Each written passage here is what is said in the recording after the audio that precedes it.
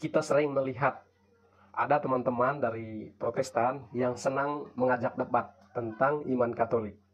Nah, mereka mempertanyakan ajaran gereja dan menolak tradisi atau bahkan menganggap gereja Katolik itu sesat. Lalu bagaimana sikap kita sebagai umat Katolik, teman-teman?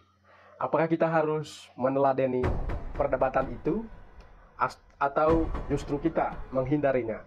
Nah, teman-teman, jangan terburu-buru jika masuk ke dalam situasi debat. Sebelum kita mendalami ajakan debat, ada baiknya kita harus bertanya terlebih dahulu. Apakah ini akan membawa kebaikan atau hanya jadi ajang saling menjatuhkan? Jadi sebelum debat, kita harus evaluasi dulu. Apakah lawan debat mau mendengarkan dengan hati yang terbuka atau hanya ingin menyerang iman kita? Kemudian, kalau debat hanya akan menimbulkan kebencian, menimbulkan kemarahan, lebih baik kita arahkan ke dialog yang lebih damai, yang bersifat kasih. Di dalam gereja Katolik mengajarkan bahwa iman dan akal budi itu harus berjalan bersama, harus berjalan beriringan.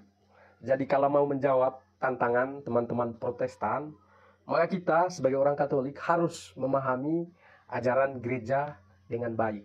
Jangan asal jawab kalau kita belum tahu apa jawabannya. Kemudian kita harus menjelaskan bahwa kitab suci dan tradisi tidak bertentangan, tetapi saling melengkapi satu sama lain. Kemudian kita harus menunjukkan bahwa Yesus mendirikan gereja di atas Rasul Petrus, tercatat dalam Injil Matius bab 16 ayat 18-19. Dan gereja ini jugalah yang menjaga ajaran sejati selama 2000 tahun ini. Nah, buat teman-teman Katolik, kalau ada yang menyerang iman kita, sekali lagi jangan emosi, jangan terpancing. Karena Santo Ignatius, Santo Thomas Aquinas mengajarkan bahwa kasih itu lebih penting daripada sekedar menang debat. Jadi, buat kita orang Katolik tetap menghormati saudara-saudari kita, orang Protestan, walaupun mereka berbeda pandangan, berbeda tafsiran dengan kita tentang kitab suci. Dan jangan merendahkan atau mengolok-olok mereka. Kalau mereka menuduh kita yang tidak benar, kita harus menjawab dengan bijak, dengan tenang, dan juga berlandaskan kasih, berlandaskan hati nurani. Dan yang tidak kalah penting, kita sebagai pendebat harus mempersiapkan diri dengan baik sebelum berdebat, sebelum masuk ke dalam ring.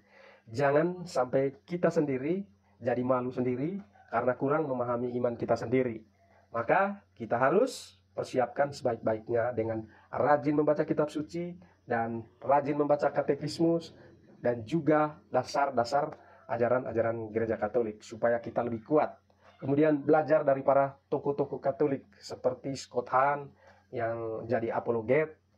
Banyak apologet Katolik yang senior yang memiliki pengalaman perdebatan. Mengenal argumen Protestan juga supaya kita bisa memahami, supaya kita bisa menjawab dengan baik. Dan teman-teman harus selalu ingat, tujuan kita dalam perdebatan bukan untuk menang-menangan debat, tapi untuk membawa semua orang lebih dekat kepada Yesus Kristus. Saya ulangi, tujuan kita berdebat bukan untuk mencari menang, bukan untuk keegoisan diri kita sendiri, tetapi membawa orang lain untuk lebih dekat kepada Tuhan Yesus, bukan untuk menjauhi Yesus. Jadi, setiap kali ada diskusi, kita harus ingat ini teman-teman, mengarahkan pembicaraan kepada hal yang benar, yaitu mempersatukan, bukan untuk memecah belah gereja. Sudah pecah, tambah dipecah-pecah lagi, semakin parah. Nah, kita harus mempersatukan dan menunjukkan bahwa gereja Katolik adalah rumah bagi semua yang mencari Kristus. Karena di dalam iman Katolik, gereja Katolik kepenuhan keimanan kekristenan. Kemudian menghidupi iman kita dengan baik supaya orang lain yang melihat kita sebagai orang Katolik bukan hanya menang teori, bukan hanya rutinitas formalitas rajin ke gereja, tapi juga kita menghidupi setiap firman Tuhan dan orang lain akan melihat kita sebagai gambaran Kristus. Jadi kesimpulan terakhir, menanggapi ajakan debat dari teman-teman Protestan seperti di media sosial seringkali butuh kebijaksanaan. Jangan asal masuk debat kalau hanya akan memperkeruh suasana, kalau hanya untuk memecah-mecah tubuh Kristus.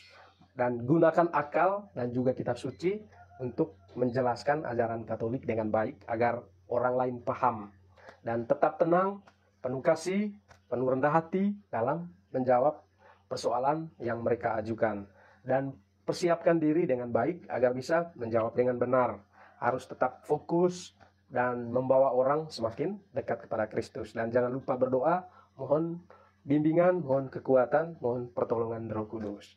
Dengan sikap seperti ini, saya yakin teman-teman, kita bisa menunjukkan bahwa iman Katolik bukan hanya benar, tetapi juga penuh kasih sesuai dengan ajaran Yesus Kristus. Penuh kasih dan membawa damai di atas muka bumi ini dan menjadi garam dan terang bagi kita umat manusia. Demikian untuk video kali ini, semoga Tuhan memberkati kita semua.